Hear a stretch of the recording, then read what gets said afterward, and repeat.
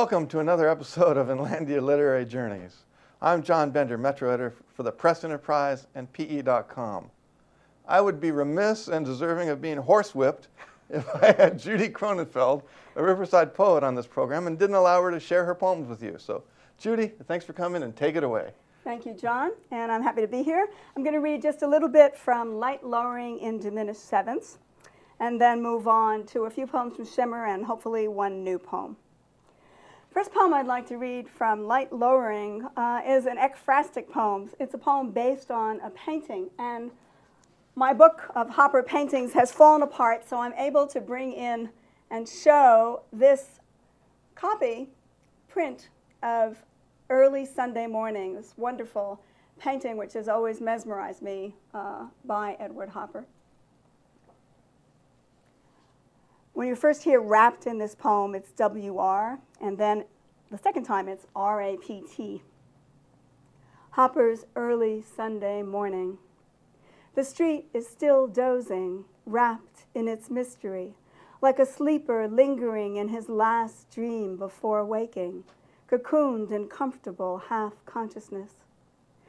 It is so pristine, the dream could be of quietly grazing wild horses in an alpine meadow in the high Sierras, the sleeper's dreamed eyes glimmering open to their hooves amidst the flare of paintbrush and fireweed as he lies in the golden dust, the cool grasses, wrapped in his sleeping bag.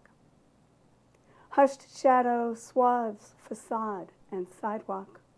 The windows wear their dark recesses with such affecting acceptance. The names of the stores blear into brushstrokes, demanding nothing.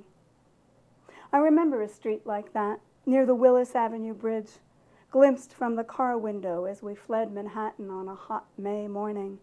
A low street dwarfed by monoliths, seeming cool and self-possessed as an oasis.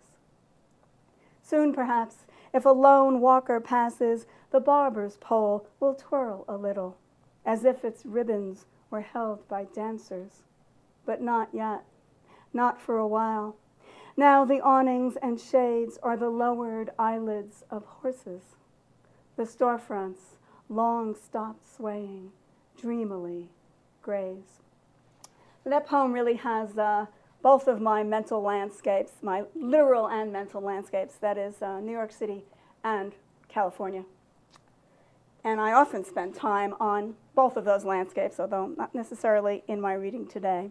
I read a very small poem from Shimmer, which is included in the section of this book which deals with my father's demise, his Alzheimer's and his death. Second death. Only a handful of months, and you seem misty as a frontispiece under tissue, sealed as a letter not for me. Papa, let me press your lamp black and ashes into the damp parchment of my heart. Bind you between my eyes. Each day read from this book of lying down and rising up. This section of the book that deals with my dad's passing ends with this landscape poem. So yes, I do have another California landscape poem.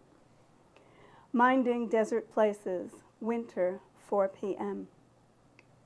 Shadows lay themselves down on the bare hills, darkly soft, breast to breast.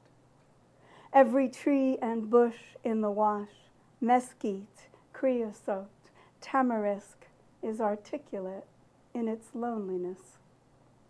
Cholla blink here, there, guttering out.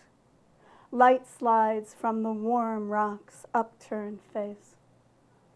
You still see nothing that is not there, but now you sense everything that is.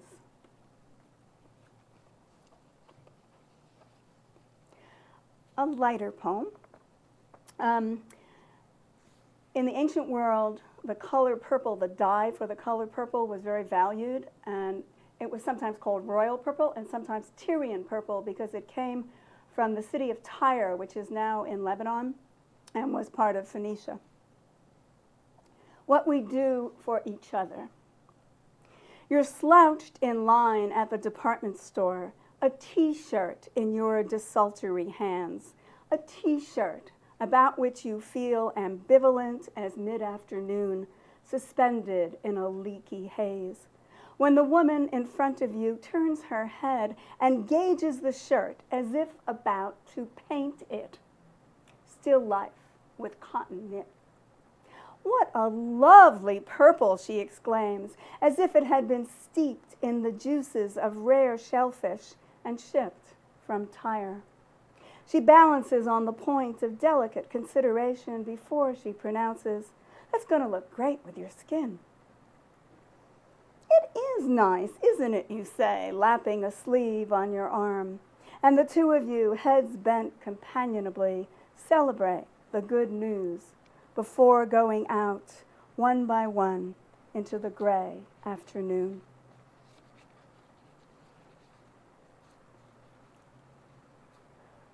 Thaw.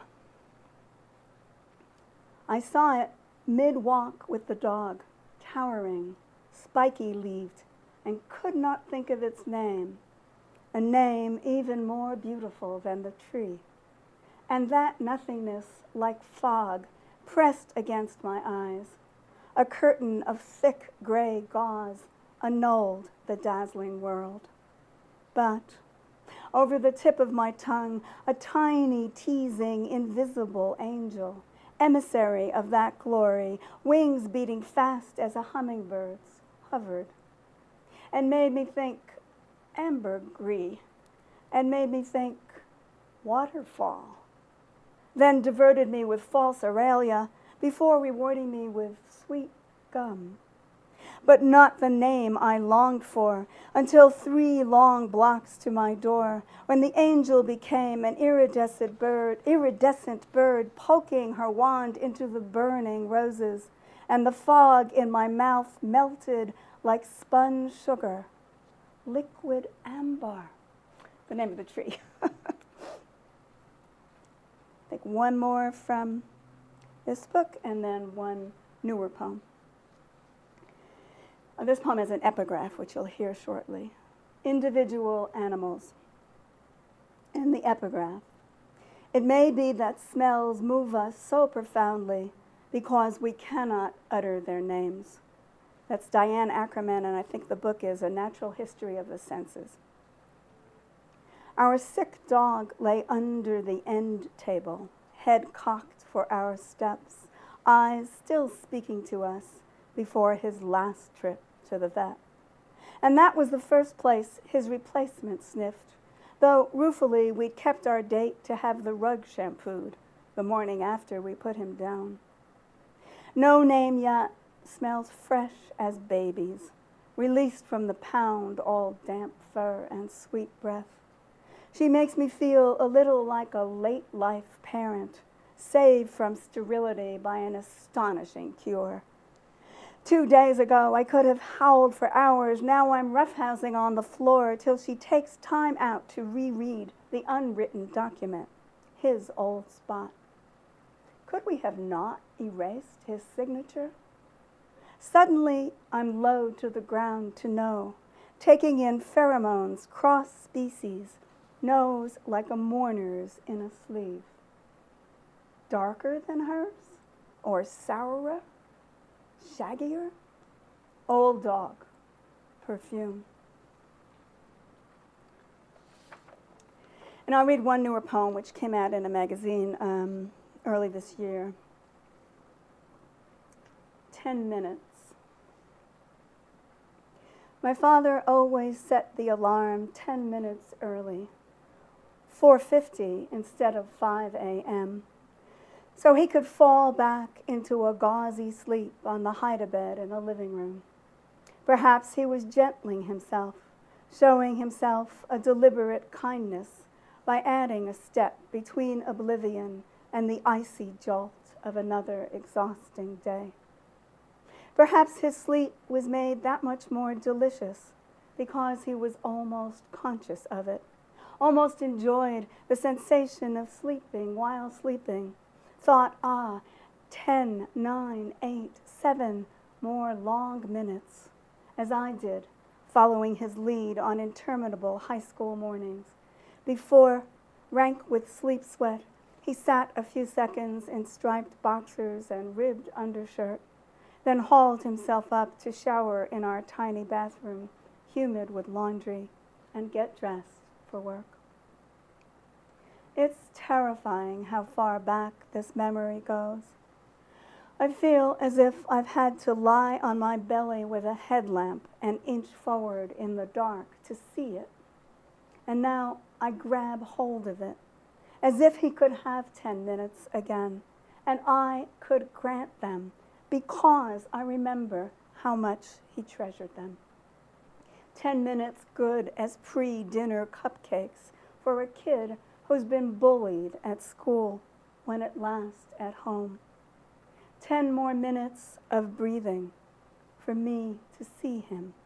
9, 8, 7, 6. As if 10 minutes would sweeten arm-twisting death or gentle us into braving his. Well, thank you, Judy. Those poems were great. Thank you, John. Enjoyed hearing It was them. fun to be here and to read them, and I'm glad to have had the opportunity. For Inlandia Literary Journeys, I'm John Bender, Metro Editor of the Press Enterprise. Catch us out every day at localauthors.pe.com.